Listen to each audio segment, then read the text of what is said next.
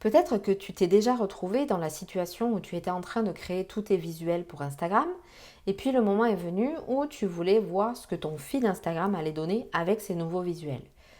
Sauf que sur Canva, la seule façon de visualiser ce que va donner ton feed Instagram, c'est de télécharger un template comme celui-ci et de venir importer à chaque fois les visuels que tu as créés. Et je trouve que c'est assez fastidieux parce que ça demande des manipulations et des manipulations juste pour avoir un résultat de feed Instagram. Alors je vais te proposer une solution qui, tu le verras, va te faire gagner pas mal de temps. C'est parti!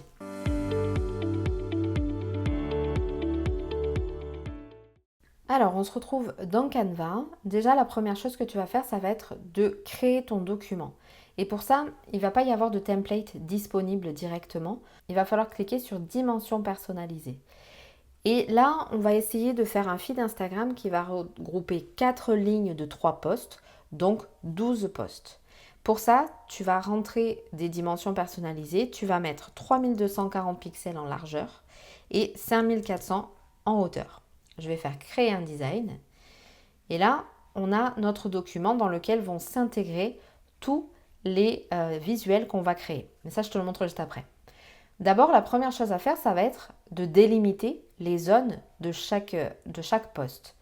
Avant, il fallait calculer à chaque fois, sachant qu'un poste fait 1350 de haut, il fallait calculer et déplacer des règles comme ceci. Sauf que maintenant, c'est beaucoup plus simple. Je te montre. Tu vas dans Fichier, Paramètres, Ajouter des repères. Et là, alors tu ne prends pas ce que Canva te propose, tu vas faire sur mesure. Tu vas lui dire que tu veux 3 colonnes, que tu veux aucun espace entre les colonnes, et ensuite que tu veux 4 lignes. Et là, tu as ton feed Instagram qui est déjà prêt. Tu as vu qu'en 2 clics, j'ai créé mon feed Instagram. Et ce que je fais moi, en fait, c'est que au lieu d'aller dans un nouveau document, de créer mon post et de venir l'intégrer, je crée tous mes visuels ici dans ce document. Que ce soit des posts simples, je les crée ici. Quand c'est des carousels, je vais créer la première page du carrousel, la première slide ici, et ensuite je vais aller dans mon document carrousel. Je te montrerai d'ailleurs dans une autre vidéo comment je m'organise pour gagner du temps dans Canva. Si c'est un Reels, là je vais créer la couverture ici et ensuite je vais aller travailler mon Reels. En fait, l'idée c'est vraiment de créer sur mesure les visuels pour que mon feed Instagram soit harmonieux. Il y a quand même une petite subtilité, c'est qu'il y a une différence entre la taille des publications qui sont sur le mur d'actualité, là où tu scrolles, et comment elles sont présentées sur le feed Instagram sur ton compte. En effet, sur ton compte, tu vas avoir des publications au format carré, alors que sur le mur d'actualité, elles vont être en 1350 de haut par 1080 de largeur.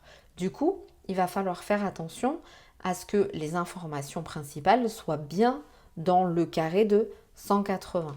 Ok ? Donc pour ça, il vaut mieux te faire des repères pour que tu puisses bien disposer les informations pour ne pas avoir de surprise. Du coup, je te montre exactement comment je fais au quotidien. Pour le premier, il va falloir faire un petit calcul. On sait que le poste fait 1350 de hauteur, sauf que la zone où tu peux mettre tes informations principales, elle fait 1080, ce qui donne cette opération-là. Donc on se retrouve avec un résultat de 270. Et ces 270 pixels, ils doivent être répartis entre le haut et le bas de la publication. Du coup, on va faire 270 divisé par 2, ce qui donne 135. Donc on sait que en haut, à chaque fois de nos publications, en haut et en bas, on va avoir 135 pixels de haut et ensuite on aura nos zones à 1080. Donc soit tu peux utiliser les règles ici, donc on sait que la première sera à 135, donc si tu regardes sur la gauche, tu vois que on a les petites indications et à chaque fois en fait, il faut que tu fasses ici 135 plus 1080, ce qui donne 1215, donc du coup tu vas venir mettre ton repère à 1215. Alors tu vois ici que je passe de 1212 à 1216. Si c'est le cas, il te suffit de faire un zoom pour être vraiment dans le détail. Et là, tu vois que je suis à 1215. Et ainsi de suite, tu rajoutes 135 pour obtenir ce repère-là, tu rajoutes 135, tu rajoutes 1080, tu rajoutes 135, etc. C'est un peu laborieux, mais voilà, c'est une façon de faire. Par contre, je te montre la deuxième solution. Ce que tu peux faire, c'est de prendre un carré comme ça, tu le mets sur un des repères qui est déjà présent sur ton design. Tu vas appuyer sur la touche Shift de ton clavier et tu vas venir l'agrandir. Là, tu vois que j'ai bien un carré de 1080 par 1080. Donc ça serait la zone importante de ma publication. Sauf que si je le mets ici, je ne sais pas exactement où est le centre. Et ça va poser problème. Du coup, ce qu'on va faire, c'est qu'on va faire CTRL-C, CTRL-V pour dupliquer un carré. Et là, moi, je vais lui demander d'avoir une hauteur de 135. Puisqu'on l'a vu, c'est ce qui va permettre d'avoir en haut et en bas. Donc, je zoome un petit peu pour avoir un peu plus de détails. Toujours pas. Voilà, là, j'ai une hauteur de 135. Et ce que je vais faire, c'est que je vais venir me mettre dans le coin ici. Et je vais tout simplement étirer. Je vais faire un copier-coller. Je vais venir le mettre en bas de mes premières publications. Je vais venir le coller en haut. Et en fait, je vais faire ça pour chacune des lignes où il y aura mes publications. Donc, il ne faut pas se tromper, tu as des repères qui te permettent de savoir si tu le positionnes comme il faut. Ici, je vais un peu plus vite pour ne pas perdre trop de temps. Tu vois que là, il y a du blanc, donc ce n'est pas logique. Voilà.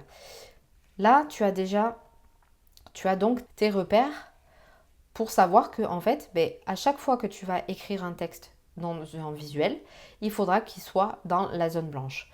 Alors, tu te doutes bien qu'on ne va pas laisser les lignes comme ça ici. Donc, ce que je vais faire, c'est que je vais tout simplement prendre une règle. Donc, je clique sur la règle et je reste appuyée. Et je vais venir les mettre aux extrémités de chaque rectangle que j'ai créé.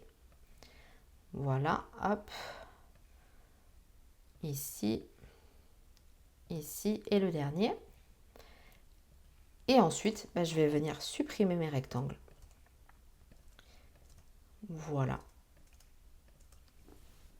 Voilà. Et là, en fait, j'ai mon feed Instagram qui est prêt à être utilisé.